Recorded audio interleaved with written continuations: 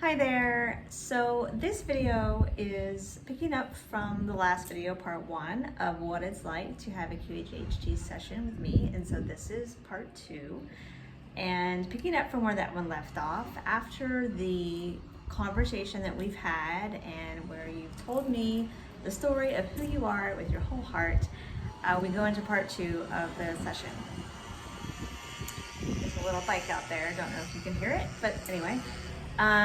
So part two starts with the induction. We have about 2.5 hours for the whole hypnosis part of the session. And after the induction is finished and the client is under, we have about 1 hour for what is usually a past life experience for the client. Sometimes the client can experience their past in this life, sometime in their childhood, their adolescence, something significant in their lives that they need to look at. Like I said, most of the time it's some sort of a past life, but it can also be some sort of in-between experience between incarnations, or on the spirit side, it can be literally anything, but very often it's a past life. So we go through that for about an hour. I walk you through that experience, and it's very interesting for both people usually. And then the last hour is where we answer the questions. This is where we work with the client's subconscious or their higher self or their soul or whatever you want to call it. That's where we work with this part of the client, and that is where we ask the questions, where I ask the questions that the client has brought, and I ask for the higher self, the self, to work on the healing as well. So we go through all of the questions.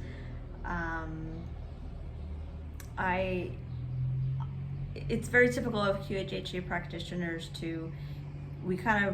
we work with the information that we're given. So like we ask one of the questions the client has brought, and then we ask a follow-up question, and we ask a follow-up question to just really get more and more detail for the client about this question that they've asked. Just like the more information we have, the more helpful it is for them, because they can understand the whole issue. They can understand so much about it that it's very clear for them, and then they get that information, they get that healing that they're looking for. After that part is complete, I bring the client up out of the hypnosis, and we can talk if you have any questions about your experience, any part in particular during the session that you had questions about, or just how you're feeling, or anything. There's no rush. So we can sit and talk about it for a little bit, and when you're ready, that ends the session.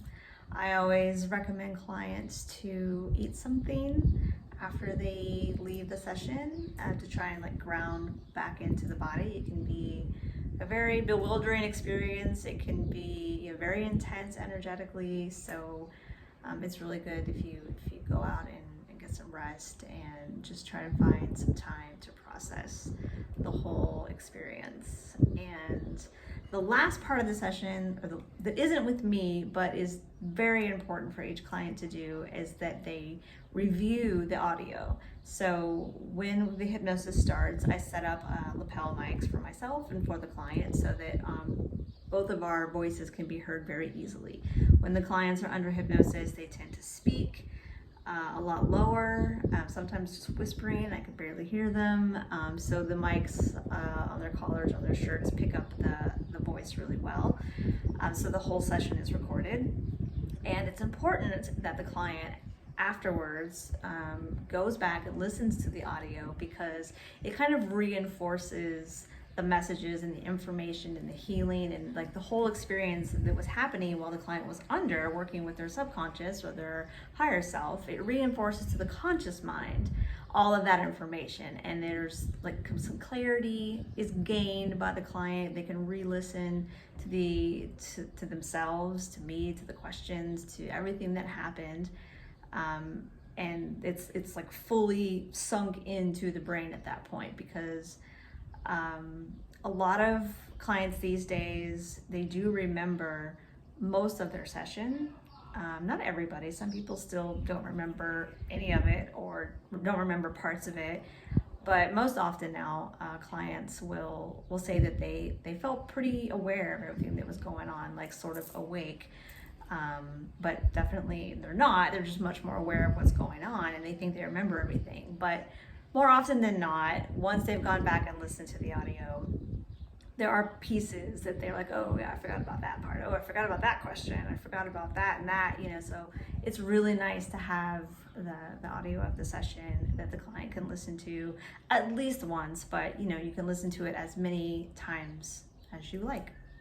So that is part 2. That is basically what you can expect from any QHHT session, really, from any practitioner, but specifically that's what I do as well. So let me know if you have any questions about this. I can make another video. I can answer all the questions. I'm going to continue to make more videos about a lot of the common questions that I get from clients. So if you have anything in mind, leave me a comment and I will definitely make a video. Okay? Have a great day.